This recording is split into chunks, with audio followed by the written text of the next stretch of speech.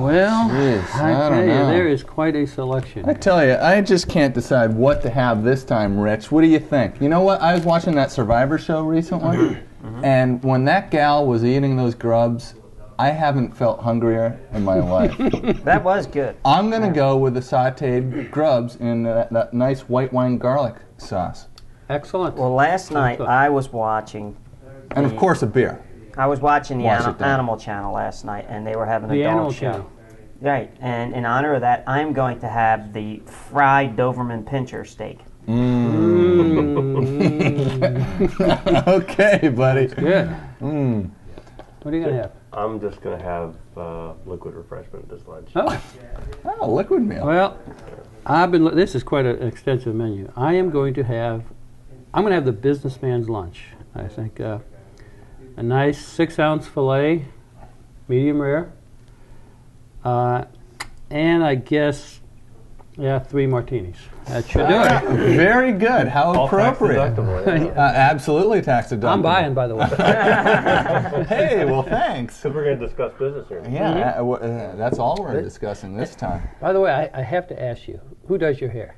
It kind of a retro 50s greaser kind of. I love it. It's really. Well, you know, Small it's straight. Who does it? Where do you have it done? Well, it's my special little. It's my special little friend down in the district. You know, he does all these kind of slick back looks. You know. Excellent. Really, you're more retro than me at this point because I'm in. Well, now. I think and you're right. that You're whole historic. golf look is. That's prehistoric. Yeah, I think mean that is T-Rex at least, if not worse. You may be right. Well, that's why I'm asking. I really well, like you know, the look. the gray 80s hair are is back passe. and alive, but with a more dark twist now because the real investments aren't in the stuff you're going to talk about, Jared, which is why you're here today.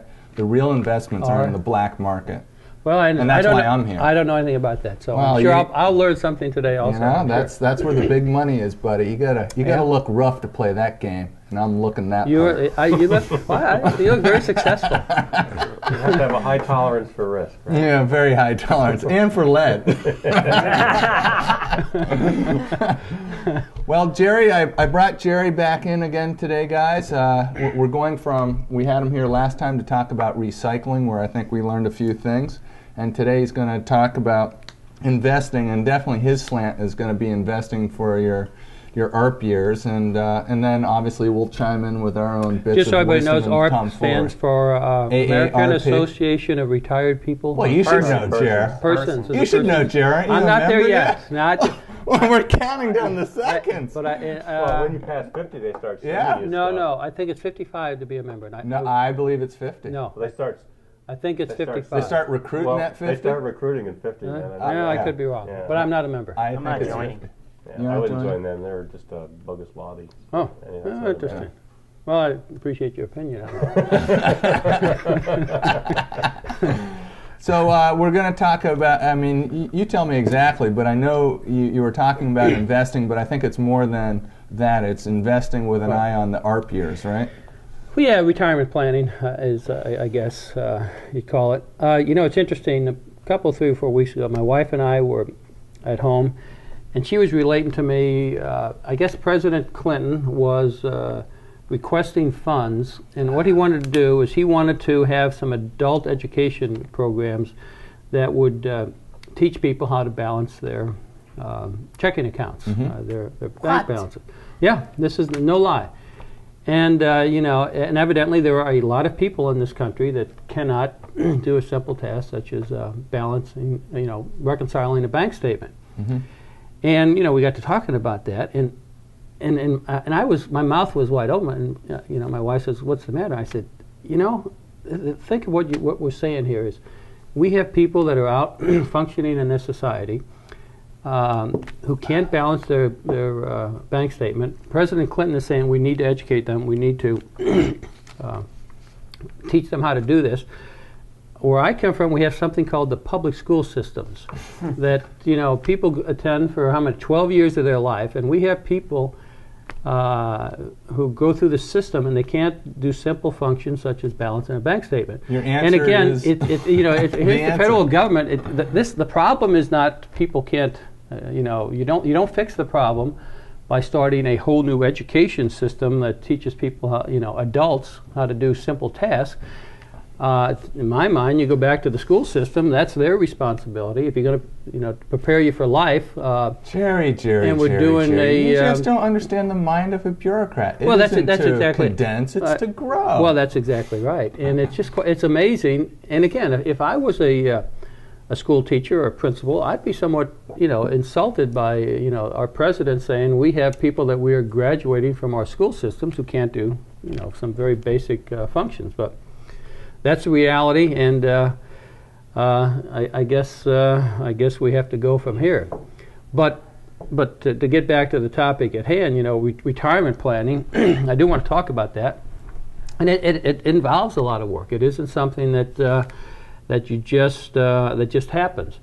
And of course, I'm sure the people at this table will have some comments on Social Security, which it's a fact of life. It's there.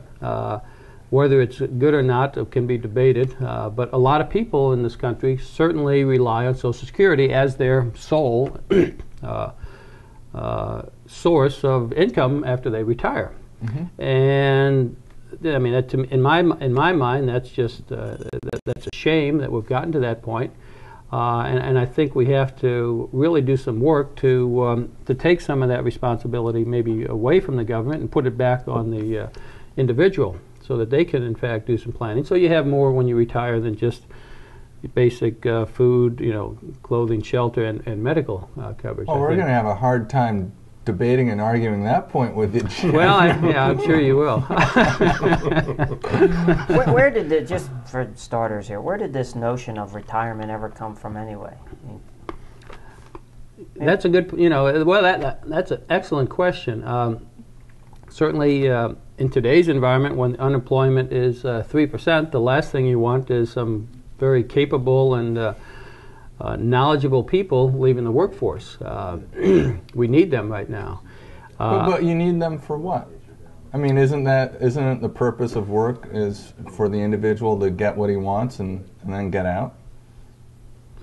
The purpose of work? Yeah. Well, gee, I have to think about that one, but I guess the purpose of work... I don't need anyone to do anything for me. I mean, if they want to, then they engage. Jerry, I don't want to go down that and way. when they're ready to go, I understand what you're saying. Yeah. With I think 3%, you don't want people retiring, getting out of that talent out of the work pool. Right, because I'm having trouble recruiting people. But anyway. Well, and I think it goes back... where does this whole notion come from? Why do we have retirement? Well, I think it goes back, back, 50, 100 years ago, when people hit 60, the life expectancy was 60 years old, and that was pretty much your life was over. Now, your life expectancy is up in the 70s and 80s, is not uncommon. Well, at the turn of the century, the life expectancy was somewhere between 40 and 45. Yeah. So I think the thinking was, my God, I've worked like a dog, I may not have many years left to go, let's make it mandatory that at 65 at least, I can leave the workforce and enjoy life. So it's just a recent revelation here, since probably actually a great deal. The New Deal? Right. The New Deal where they set up Social Security. I don't know. But see, this is where I contend. Formalized institution after the New Deal. Yeah. Well, see, and I contend that this whole retirement thing is just the government's conspiracy to destroy the family and make you more dependent on the government. See, say that again. This whole retirement thing. So it's the government. It's just a conspiracy of the government just to destroy the family unit and have you dependent on them. I don't think they set out to destroy the family unit. I think they set out to collectivize society and what you say. Well, actually, he's agreeing with you by make people dependent on the government. Yeah, so I mean, whatever happened to Walton's Mountain? Grandparents lived with the family. They didn't retire. They helped teach the kids because there was the public education sucked. Yeah, there's a song. I think the Doors sang it. Things change. We're in a different world now, and I think that was the norm 50 years ago, where children took care of their parents. That's right. In today's world, things don't necessarily work that way. That's just bull crap. They can go either way. But the point, when they lived to 40, taking care of their parents for 5 or 6 years, beyond their peak working years, probably wasn't the kind of burden it would be today when somebody can live easily till 90 and still be relatively healthy. Yeah, but the point is, when I hit 60, when I hit 65, I want to have the option. If I want to travel and enjoy life, God willing that I have my good health, I want to be able to do the things that I haven't been able to do during my working years, and I need to plan for that. And I think most people, given a choice between when they're 65, doing new and different things or continuing with the daily grind, would opt to do 65. I mean, that's just an arbitrary date. You can bail out early. You can do whatever you want. Yeah, 55. I mean, whenever. 65 is so you can start getting the federal dole. But the point is, you have to plan, and that's what I want. That's what I want to talk about today. And let's talk a few facts. Obviously, Social Security is going to be there, and we're not going to talk too much about that. But let's talk about we're all hungry. Yeah, what does it need? What is required to retire? How much wealth do you have to have? And of course, the answer varies individual to individual. If you want to do a lot of traveling and have a very high lifestyle, you're going to need more money. If you're stay at home and your house is paid for and kids are gone, you may not need a whole lot. Well, but let me ask you a question. Ted Griggins. What was the Unabomber's name? Ted Kaczynski. He lived on $300 a year. Yeah, you can do it. Yeah. You can do he it. retired early. He certainly did. He's got a federal subsidy too, I believe. That's right. Yeah. Look at that. Another government retirement program. But let me ask you a question. If you invest $2,000 in a tax-deferred IRA, Roth IRA, for 40 years. Roth IRA or just an IRA? Okay. Either one. Just where you're not paying taxes on it. Right, it's deferred or it's exempt, either one. Yeah. And you contribute $2,000 a year for 40 years, and you make 10% on that money. Do you know how much money you will have at the at the end of that 40 years? I'm going to guess probably $500,000. 98 I'm going to guess like you will have just under $1 million. Just under $1 million. Let me give you another number. For how many years? 40 years? 40 years. 40 years. Oh, that's same. So everything else is the same. Everything else is the same. But instead of making 10% on your money, you make 15%. Do you know how much money you will have after 40 years? $2 million. Yeah, but the ability, you would have a ton. It would probably be like $2.5 million. $4.6 million. Wow. And it's doable. I mean, 15 is very high. I'm not saying you're going to do it. Is that post-tax percentage or this is pre-tax. Everything is pre-tax. Right. And if you do put it into a Roth IRA, it's tax exempt. So in fact, you would have that much money when you retire in 40 years. My point is, accumulating wealth, it takes some planning, it takes some thought. What it really takes is time. I can't emphasize strong enough that go early. Go early. My kids have been in every dime that they have earned since they started working is going into an IRA. I mean, it's just that simple. And it just takes the commitment that I am going to, on a regular basis, invest money into an IRA of that type of a plan, and I will guarantee you that after 40 years you will be a wealthy person. There's no question about it. It's true. And if you can, of course, invest $2,000, $4,000 instead of $2,000, then you just double everything, the numbers that I just gave you. And that's the miracle of compounding. Compounding, it takes time to get that critical mass to get built up, but once it gets there, it accumulates wealth very, very quickly. That's why the rich keep getting richer, right, Jer? Absolutely. But you're going to teach us how to be a rich person. Well, we're going to talk about some of the things that you need to do. And is this like an infomercial for George W. Bush? I hadn't thought about that. I didn't at all. invite him. I don't know. Because he's talking about the same stuff about investing, getting rid of Social Security. I'm not suggesting we get rid of Social Security. I certainly you ought to suggest that. Well, that's your job, I think. That's where you come into this lunch. But okay, Jerry. So there's some really good numbers there. That's some very impressive numbers. And well, let's see. The maximum Social Security right now per year, they confiscate it's around $7,600, $7,200. Yeah, it's I think over it's $7,000 a year. So we could almost quadruple that number. Right. And just with what we're shoveling into the Social Security. But Clinton and his butt boys they know how better to spend that so he can get that great 1% return. They confiscate what? $7,000. Well, what's a maximum? Social Security max. No, the maximum. 6% it's like $4,000. It is not $4,000. Yeah, it's $72,000, and they cut it off. The Medicare portion is a little higher, but Is that including the match? The employee's match? Mike. No. Jeez. Okay. With the employee match, it's like 8,000. Okay. Right. All right. Okay, so it's in. Yeah. But his point is match. well taken. If he could take that money and instead of contribute it to Social Security, if he could invest it into some other instrument, then in fact he would probably accumulate wealth. Do much better than the government's given them. Yes. But of course, the opposite is that there's a lot of people that get that would take that money and spend it and be gone, is fine. and they would have nothing. Choice. Well, that's a social issue. Which those are the people who can't balance their checkbook. Those are the people that can't balance their checkbook. Yeah, exactly. But they keep the economy going because they buy stuff. Right.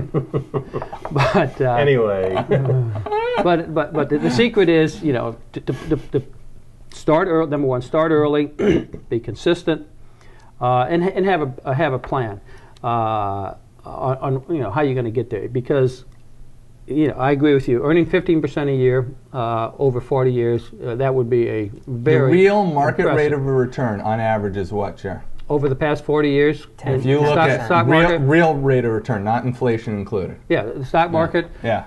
It's returning somewhere. Let's think the S&P 500 probably right around 10%. 8.72. Is it 8? Okay. Yeah.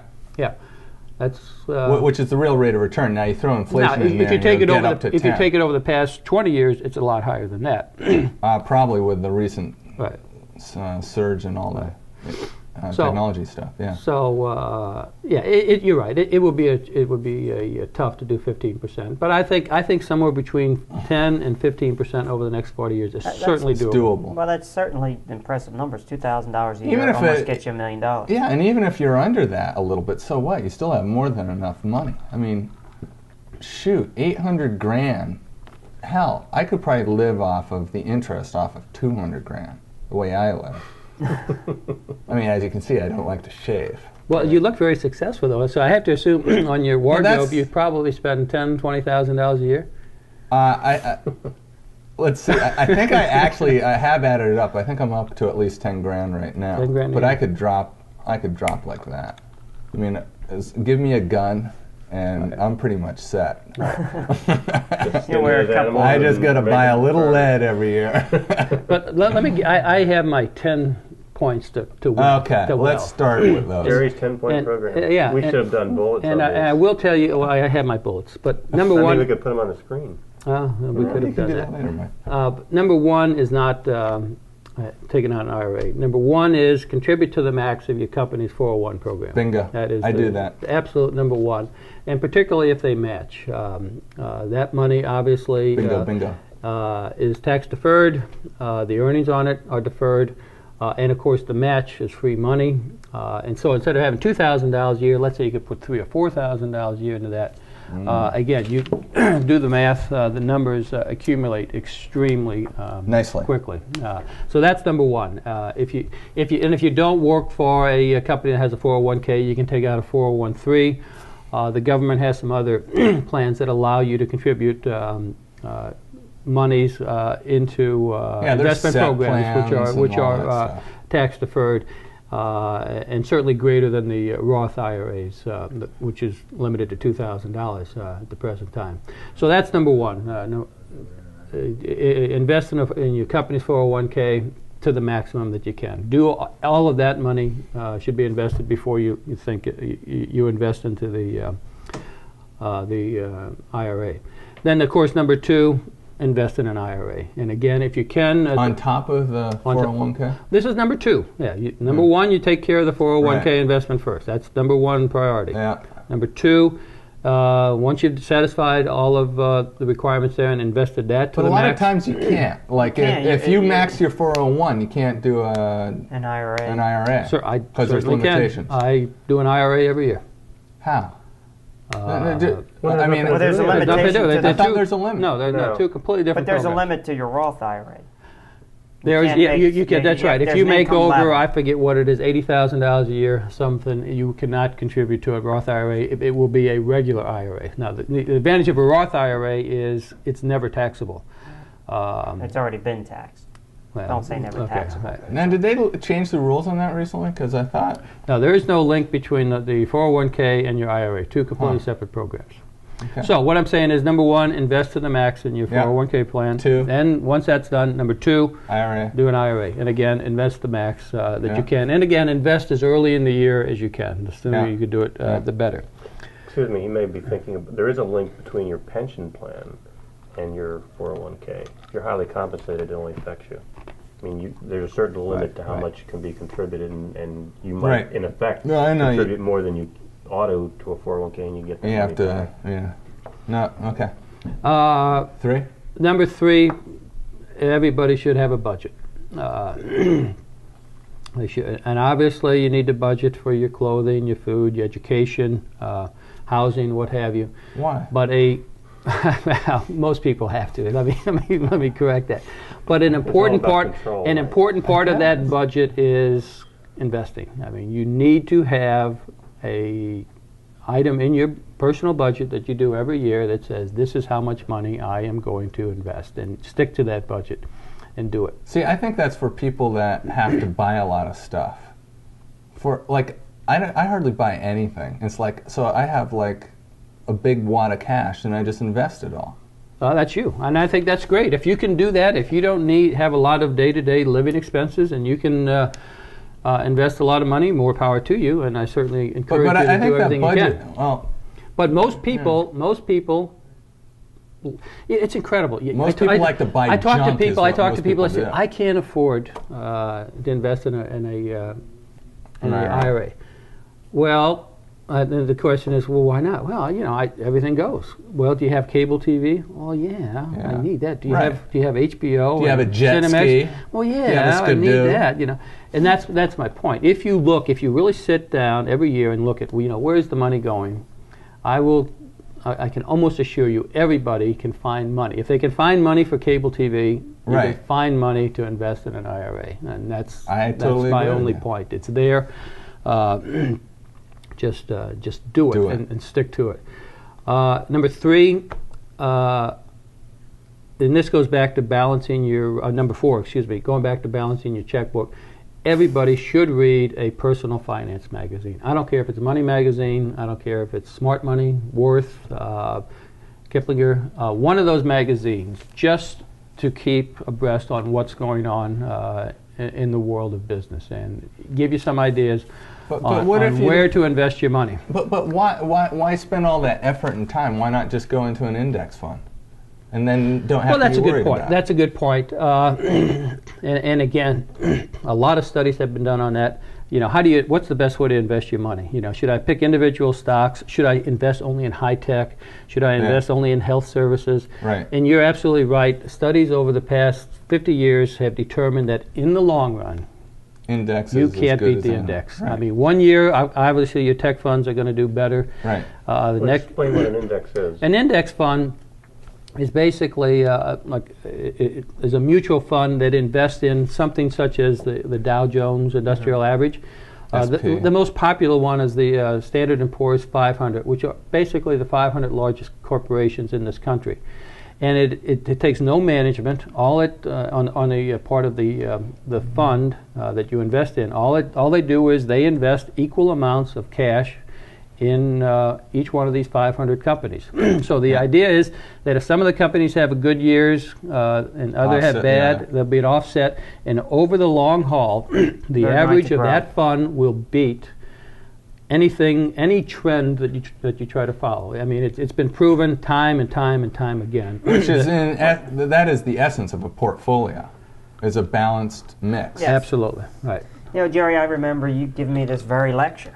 Saying that you invest in an index fund. In fact, I think it was the Spartan. No, probably the Vanguard Total Market. There we go. Right. You said Vanguard Total Market or index fund. You said, Rich, put it in and go with that. About it. And forget about it. So for 40 years, and you're going to average 10%.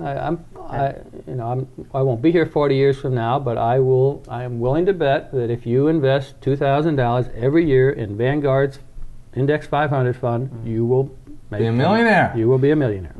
Yeah. I remember just a personal story there. I was trying to, with a mutual fund market, with our 401k, I was trying to play it. Get out of the market, go into the money market, and get out of the stock market, and back and forth. And I was watching the stock market every day, and I felt sick. Yeah, it's stressful. It was very stressful. You know, I'd My missed. wife's doing that. I was getting out the right time or the wrong time, or getting back in the right time or the wrong time. And I was stressed out. And you know what? I just said, you know, Gerry Claes is right. He is. But let me finish. Gerry Claes is a very wise man. He is a wise man. You know, he is beyond his years. He's the dispenser of wisdom. I don't know what he's getting paid for at his job, but he's definitely. He needs twice as much. It's my wife. He's a dispenser of my wisdom. kids. Yeah, exactly. So Yeah, what don't I did have was, kids. That's number 3. That's number 1. Very expensive. So I just put my money in the index fund, and I couldn't tell you where the stock Don't look market is back. today. Right. You know, I feel much healthier about it. Before I was stressed out, and it was terrible. Yeah. Every day I was watching the money volume, the stock market, and you mentioned another point. What doesn't work? Timing, market timing. Right. People say, "Oh, I'm going to get in, get out." It doesn't work. Test after test, study after study after study has been done on this. You cannot. Nobody knows what's going to happen to the market tomorrow. Nobody knows. There are a lot of smart people that have been trying to figure that out for the past 100 years. And well, there are over successful. a period of time. There's a few guys making money. I mean, otherwise there wouldn't be market players. There are a few guys, be it luck or what have you, who have in fact beat the indexes over the past 20 years. And I think a lot of it has to do with the fact that the guys that are playing that game can pull the trigger faster than anyone else. Sure. So as soon as something's happening, they move before anyone else can. Right.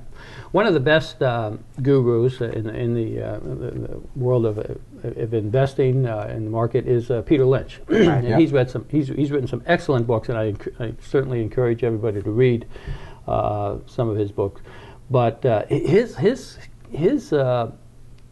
way he invested in companies is, and I've followed his advice somewhat, is we all live in the world, and we're buying products and buying services, and we see companies every day, even at work and what have you. Mm-hmm. We see companies. And his point is, if you like the product and it really is unique and something that you see is going to sell, and you personally really, really like the product, it's probably a good company to invest in. Now, he also suggests, obviously, you do your research, you look at the financial wherewithal of the company, you see what their, what their financial resources are. Right. But what he did is he looked for companies that he liked, the product, the service, whatever, and that's really what he invested in, and that has served him very well. Right. Yeah, I remember I have done that too. I have most of my successful investments have been with companies that I like the product. In fact, I love the product. And went home, did my research, and if I decided to invest, those investments have turned out extremely well for me. And I will tell you, most of you, if you look at companies that have a service that really appeals to you and looks really good, you ought to take a good look at those. And you can think of some off the top of your head. The classic one is, the cell phone. This company, Nextel, I saw this phone and I loved it. It's a two-way radio. I can access the internet. It's got, no roaming charges, totally digital. It's got a lot of neat services. Did the work, and I bought in this company about a couple of years ago, and since then the price has gone from, when I invested, it was about $20 a share. It is now selling for $120 a share. Oh my God! So you're a rich man. Oh, beyond my years. I wish. No, I'm not a. It's rich, those damn daughters of yours. I am not. It's my daughters. They're sucking you dry. I am not a rich man, but I am. You're getting there. I have my you got your plan to be a millionaire, and I am well on the road to being what I want to be when I. But it's not quite as fast as the Millionaire Show, is it, Gerry? No, nor it takes is time. exciting. It takes no. It's you don't have that 15 minutes of fame, do you? No, you don't. Well, you might be getting like a nanosecond well, here. I probably get an hour on Luxury. But what is the? That's a good point. What is the total audience of Shark to Lunch? How many people? I think it's like 4 or 5 drunks on Monday nights. We're trying to work over their Sunday hangover. Well, my daughters are going to watch this show, so you can add 2 more. Hey, there we go. We just at any given time, they're saying there's 2 to 3 million. 2 to 3 million. So anyway, going down my list, number 5. So number 4 is just subscribe to one good investment magazine. And Money is the easiest to read. Yeah. It's got a lot of good ideas, and it'll really give you an idea on what's going on in the marketplace and help you. Number 5 is read a good book, and the best book that I have read is a book called A Random Walk investing. For investing. A Random Walk Down Wall Street. The author is Burton Malkiel. It's not an easy read. It's a somewhat of a difficult read, but I can tell you, if you read this book, if you apply the principles that it gives you in this book, again, you will retire a very wealthy individual. You will make more than the money that we were talking about a little bit earlier. It really explains how the market works. Does it get into the psychology? Oh, absolutely. Because that's a huge element. Absolutely. I mean, the roller coaster ride we've been on the last 6 months here. Sure. There's lots of psychology there. You know, it gets into they have what they call the chartists, the people that see how the stock has behaved in the past, and they say, oh, it doesn't. They call those, for some reason, technical. Yeah, it doesn't work. I don't understand. It doesn't. I mean, looking backward. Where it's been doesn't say where it's going. And this will explain to you. I just read some. Why. Yeah, the random walk, obviously, that's where that's what it is. It's totally random. What happened in the stock market has no memory. It doesn't remember what it did yesterday or last year or 10 years ago. It's charting its own course, and it is totally random. And again, it's just an excellent book. Like I said, it's not light reading by any means, but read it, apply it, and that is heavy. It is heavy. Yes, it is. Very heavy.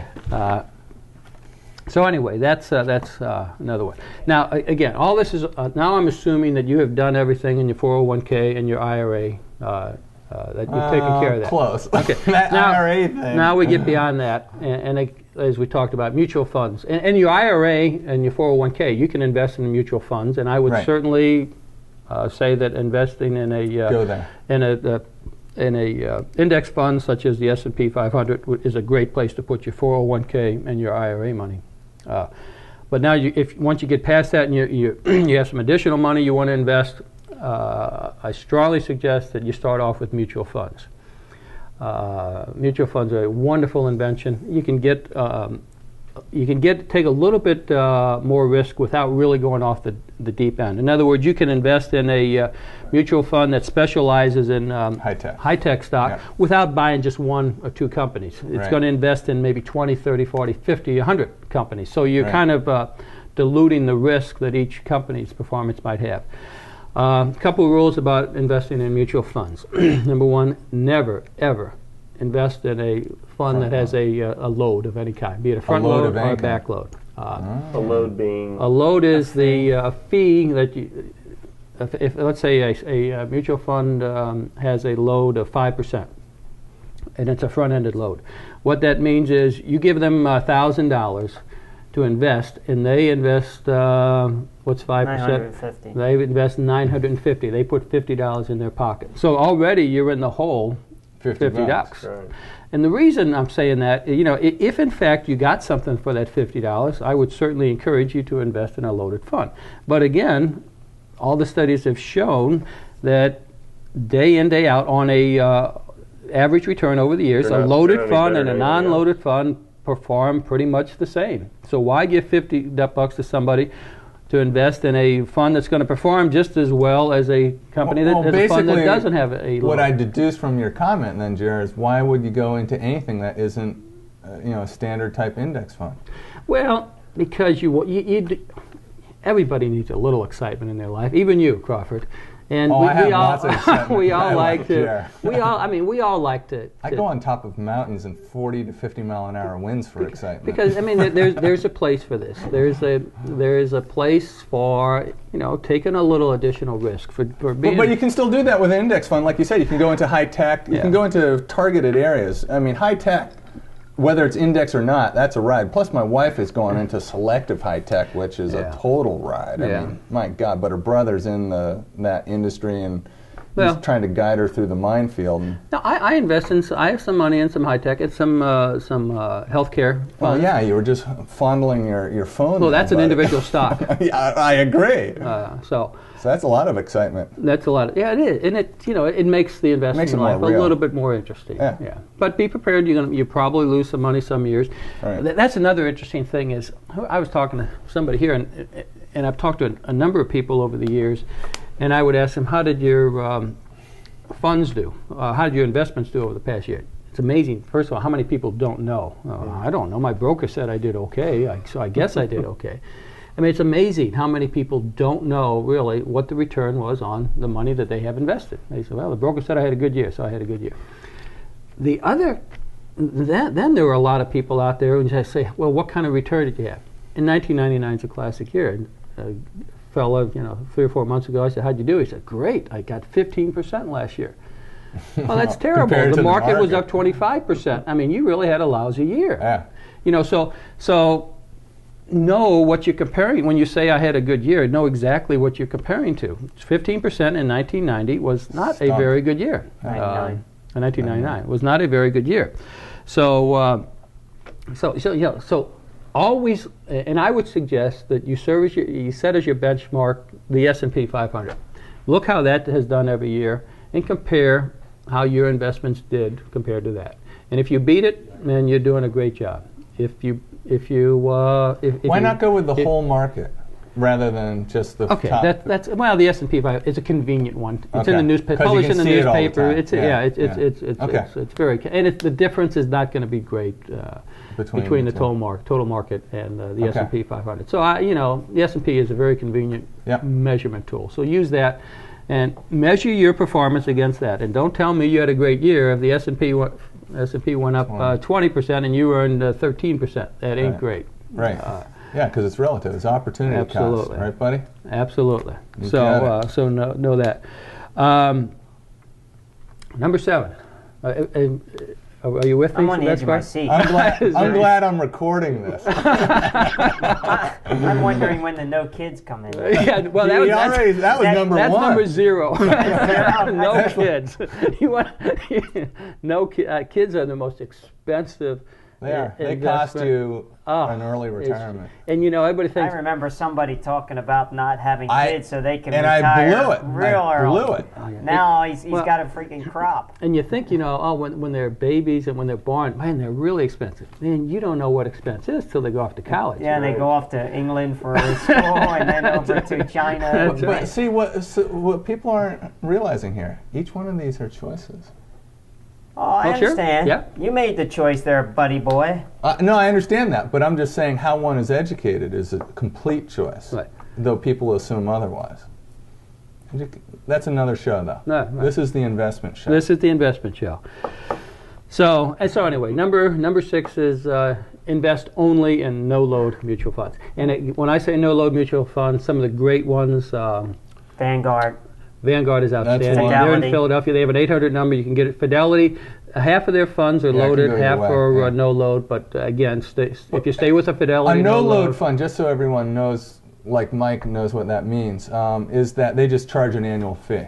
No, okay, that's a good point. No, a load is a one-time charge. It can be the front-end load or a rear-end load. Right. And it's a one-time charge. The ones that are no load are annual fee. No. Well, no, what they do is they take a cut. Every mutual fund has annual fees. They have to pay for their management. Right. They have to pay for the advertising. Understood. They have to pay for all the paperwork that needs to be done. As a general, if you invest in a S&P 500 index fund, it doesn't take any management. It's a computer program. You write it and you tell it this is what you're going to invest. So there really isn't any management. So on an index fund, these are called annual expenses. They're like 0.25%. On an index fund can be a quarter, less than 0.5%. Yeah. Now, when you get into some of the high tech and some of the other specialized funds, where it takes some guys, going out and investigating these companies and spending a lot of time and money to figure out, where are we going to invest the money of this fund. The annual fees can go up as high as 1%, even 2%. Right. But you're getting a higher return usually. Well, you're betting that. Well, you're betting that. My guidelines on that, if I see a fund and the annual fees are 2%, I don't buy it. I try and stay between the one. You cheap bastard. I am very cheap. Well, it's my money, and I watch it very closely. I'm thrifty, thank you. And frugal. I thank you. Turn the lights out. There's a book called The Millionaire Next Door. Yeah. You know what the common thread of all those people is? They were frugal. They're frugal. Absolutely. They put a budget So together. I got some hope here. You got some hope. Well, you could be Jerry, very I well. want to come back to that subject. I hate but finish your shaving. list. Wait a second. Before he finishes his list, I've got a question for you. How come when I was looking at this a while ago, there's, and maybe there are some out there and I just never found out about them, how come there aren't any mutual funds that take a percentage of what they actually generate for you? That's a good question. Very good question. You know, that's a trend that we may be seeing more and more. You're seeing it more with individual financial investors who will take a percentage, but as a rule, mutual funds, other than the annual fee, which is typically a percent, they don't say, okay, if I make 10%, I get X percent. If I make 20%, I get X plus Y. Right. Well, you know and why? Because this is true. Right. That's right. And so they know on average they aren't going to beat the market. On average, they're going to be average. Yeah. That's exactly right. Yeah. So anyway, number 7. Going down the list. After no kids. No kids is 0. That's a recurring theme. You ought to jump off of that drum because you lost there, buddy boy. I did, but there's other things than On money. 2 accounts. There's other things than money. Okay, go. 7. Learn to trade online. We just started that, Grasshopper. I think that is a wonderful way. I mean, you can do all your research online. Online. The fees to invest are minimal. It's instantaneous. There's E-Trade is a big one. What about getting blocked out? Yeah. Well, there's been a lot of discussion on that. And what's blocked out? Well, if there's a big market move, they sell your stock, your request last. There is no question. I believe that there are. I think probably. Got to be very careful what I say here. No, you don't. I'm not going to say that. Okay, there is no question that there are people that do manipulate stocks. The mob has been just arrested for this in New York. It happens all the time. These market makers are out there. They control it, and you're right. They can play all kind of games out there. I'm not saying that they do, but I'm saying it is possible that they can do it. I don't know how to get around that one. It's a fact of life. It ought to be like the Japanese market. They say it's a very, what do they very call corrupt. What do they say? It's very Kaietsu, where they're all agglomerated together. There's something.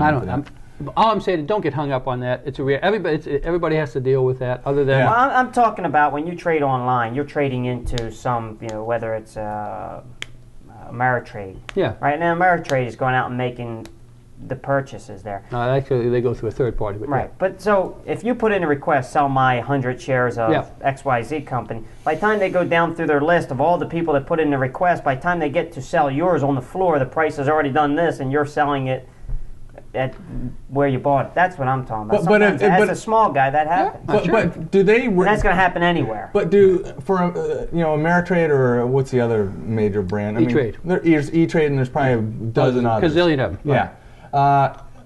My understanding is that those are all electronically driven. So is it done by the time that you put it in? So it's first come first serve, or is it done by the volume that you're trading? I think what kind of trade are you putting in? Are you doing a market? Are you doing sell mine at the market?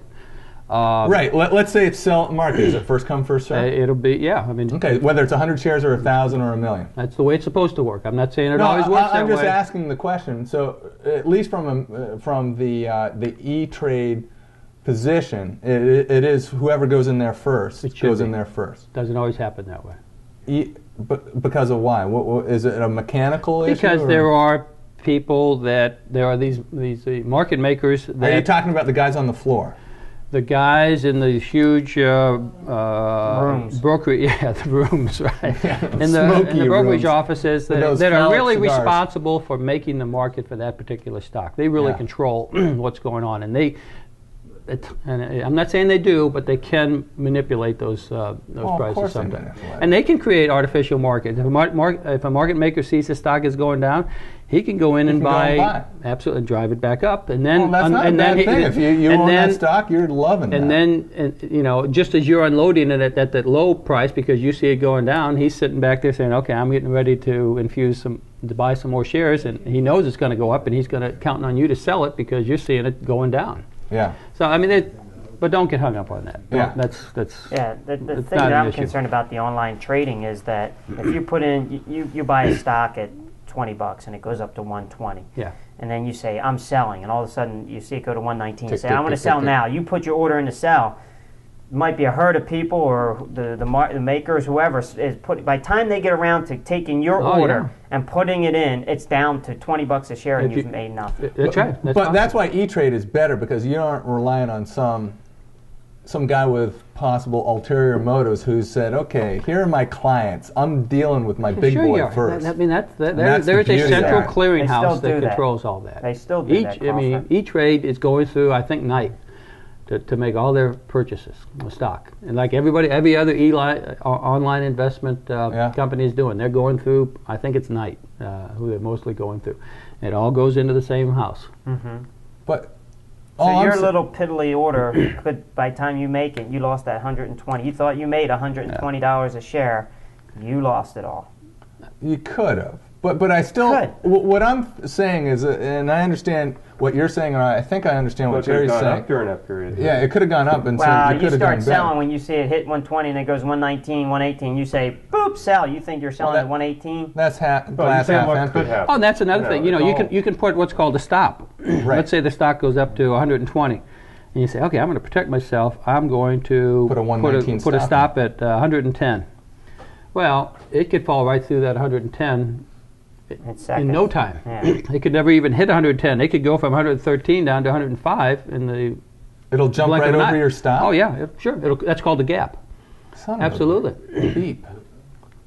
So anyway. Go ahead. Yeah, no guarantees. Number 8. No guarantees. Number 8. Set financial goals. Why? If you don't know where you're going, any road will get you there. Right. It's important that you that you say, okay, you say you live frugally. So what do you need? Do you need $1 million when you retire? Do you need $500,000? Just, all I'm saying is set a goal. I'm going to have whatever I'm going to have. Okay, set a goal. No, you're not. You're going to have what you plan to have. That is not necessarily true. That is true. If the market falls tomorrow, Jerry, you're going to have a hell of a lot less than you had. You're going to have what you plan to have. Okay. People don't plan to fail; they fail to plan. Right. I agree with Jerry on this. Okay, well, for you, and I'll tell you freaks, what, Jerry, and you've probably find this in my professional career. Every financial goal, and I set goals out for my entire life, and I update them every 5 years, including financial goals. I have surpassed every one of those. So have I. By far. You've been setting some low goals, buddy. No, I didn't. My goals were based on 15%, and I have passed them every year for the past 10 years. That's good. I'm going to Jim fall on your Carrey coattails. I'll pay you money. Okay, huh? I was just saying that Jim Carrey did the same thing in his acting career, set financial goals. When he first started acting, this is a true story, when he first started acting, he wrote a check out, a fake check, and put it into his wallet. Right. He wanted to make $10 million. And he could have been run over by a bus. So, it's random walk, baby. I said this before, but number 9 is, measure your return each year against some standard, and I strongly suggest the S&P 500. I like that one. Know what opportunity cost. Know what I you're like being the one prepared previous to against. that. I think the other ones suck. I think they're all pretty good. I do too. Give us number 10. Number 10. Number 10. Once you make an investment for retirement, do not withdraw the money. You would be amazed how many people put this money in here. Buy huge homes. Yeah, well, and I'm not saying that there may not be some reason, but buying a car ain't one of the reasons. No, send your kid to college, screw them. Hey, all they're going to do is get brainwashed by some communist. I would say if you have a medical expense. No, if you're going to die, start spending. Start spending. Let it go. Don't worry about the governmental penalty. Here's the operative word: retirement fund. You're retiring, buddy. But it will take a major crisis for you to withdraw any money from. See, that's why I'm going to be able to do this without all that goal crap in there mixed in, because I don't need to spend the money. It's like, hey, I can live by on gerbil food and a dead squirrel. Wait till those kids get older. You're claiming that. You have no idea. You have presumptions. You wait until Zed is walking around like I am talking. I am the voice of experience. With rope around his waist. I know from where I speak. I'm saying there are many paths to take. And the smartest people I've ever met were ones that didn't go to standard school kind of stuff. Standard school kind of stuff. Yeah. They didn't learn how to... standard school. This is Gerry Claes' This is the Gerry formula for See, the success. school of hard knocks. You prefaced this whole thing when I spoke to you a few days ago about the school of hard knocks. That did more for getting you to where you are with your 10-point program to keep your money away from buying beer than anything else. He's trying to give you the experience of his wisdom, the wisdom of his I understand that, and that's what I'm saying. He didn't learn this in college. Well, he's saying, he didn't learn it in high school. That's an excellent point. If I was made president tomorrow, I mean, this would be... You mean dictator? That would be president. Yeah. Benevolent king. Benevolent king. Yeah. If I was He's made, a nice guy. Yeah, sure. I would say everybody going to high school has to learn the basis of planning for their retirement. They're not learning to balance checkbooks. I know they're not. It's a crime. It is a crime. I look at these professional football players who are signing contracts for $20 million, and they don't know doodly anything about this. But Jerry, they don't need enough. They need to know. They do need to know. They may lose. They may lose some at the margin, but those guys are set. I don't think so. Crawford, those guys average careers. If I could script my life, I would be a pro ball player any day of the week, because no matter how much money just kind of leaked away, I still got a big wad of cash. See, you're wrong, because the average career expectancy of an NFL football player is 3 years. 3 years. Oh, NFL, okay. NFL, 3 years. Well, jeez. I didn't pick NFL. These guys make $20 million for 3 years, and then they blow it all. Why do you think you see these guys? We have a professional football player. I'm the guy that drives a fork truck in the St. Louis plant. Remember me? I'm the guy during the off season that's shooting squirrels and eating gerbil food. Yeah, I'm not losing that choice, but we're suggesting here that people make the wrong choices. Right. I think Jerry's right. That should be taught whether you're a ball player, a basketball player, or you're just average Joe. This should be taught in school. In the high school level. We have downgraded our education. Let's jump on that subject. Yeah. No, well, and you know, my daughter is majoring. My daughter is majoring in finance down at. I bet you they don't teach her negotiation. She doesn't. She really, until she read this book. She really didn't understand, all of these things, and what's really involved. I mean, she understood, the net present value of money, and she knew how to calculate internal rates of returns and all these fancy financial calculations. But she didn't know. She didn't know about mutual funds. She didn't know about Roth IRAs. She didn't know about 401ks, and none of this stuff. And it's a crime. It's just a crime. Give us the name of that book again. Sure. The name of the book is A Random Walk Down Wall Street. It's by Burton G. Malkiel. It is available in paperback for $15.95. This book was actually first written 20, 30 years ago. It's been updated. Yeah, the principles haven't changed. The principles have not changed. That's exactly right. I mean, I forget the guy who came up with, it's definitely related to random walk, which was the whole thing that the average market rate of return is 8.72 or whatever, something close to that. Mm-hmm. And he also came up with the whole formula which is that beta symbol for risk. Beta, yeah. Everybody, you know what beta is? Related to market. Beta is market risk, average market risk. Yeah. And then you either, as a company, you're either higher than that market risk or lower than that market risk. Yeah, what beta says, beta is a financial calculation that says the overall market has a beta of 1. Right. Okay, so it goes up and down. If your beta of a company or a fund is greater than 1, that means that if the market goes up, the value of your company or fund will go up at a greater rate. Even more. Conversely, if the market goes down, the value of your company or fund will go down greater than the overall market. Correct. If your beta is less than 1, that means that if the market goes up, the value of your company or your individual stock will go up less than the overall market. And conversely, if the market tanks, your company won't go down as great. And that whole beta thing is a measure of, people call it risk, but what it really is a measure of variance. Yeah, exactly. Yeah, it's volatility. Right. Yeah, compared to the market. Right. And obviously your high-tech companies have betas. Huge. 2, 3, 4, 5, whatever. Your General Motors, your Fords have betas of 0.7, 0.8, 0.9. Or if you're in the ho-hum packaging industry, that's kind of like a beta of 1 because it's tied to food and all that sort of. Yeah, commodities. Companies that deal in commodities would tend to have low betas, and companies. Which is weird because commodity companies, the plastics in particular, have incredible fluctuations in their profitability. Right. And yet, I guess over time they still have essentially a market rate beta. which I don't get that. Yeah, betas, I would guess on the packaging industry overall is probably less than 1, but I've heard it's around 1. Yeah. But to me that's just amazing because I know these resin companies have some years where they're just taking it totally in the nose, and other years that they're just raking it in. Right. Well, again, this is over a long period of time. I mean, the oil's been going up. Resin must be going through the roof for you guys. I don't know. It's so untied to oil. Resin? It's surprising. What do you mean when you say resin? Like plastic pellets, Jerry. I don't know. PET is going through. I wouldn't know anything about that. But yeah, I mean PET goes through the roof. But we knew what PET. to say, right? I mean pets. Hey, pets. Look, we didn't get on this topic, but I wanted to ask you this question. I mean, you had such a very, very good decision tree there, list of things, Jerry. But I wanted to ask, what's with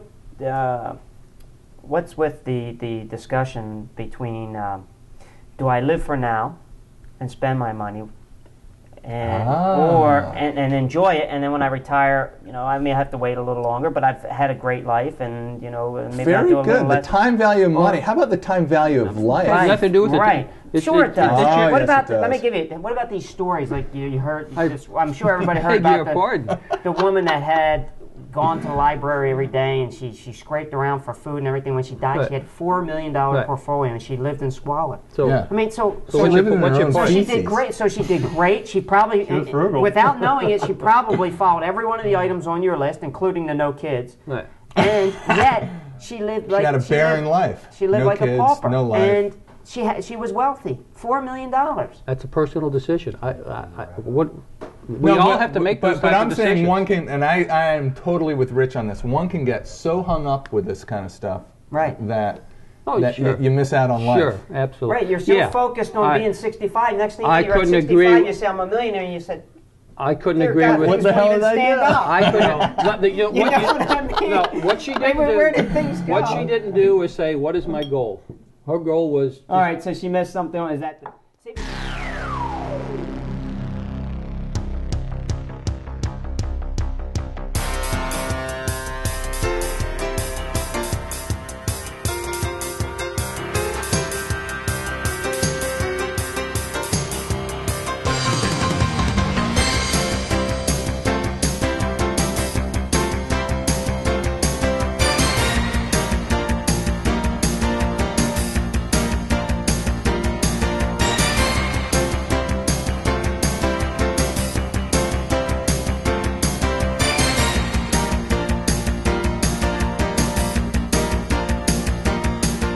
Hi, I'm Adam David Jones, and I'm here at Central Family Restaurant on George Street with the top 7 reasons people agree this is the place to eat. Number 7, we cooked food for you.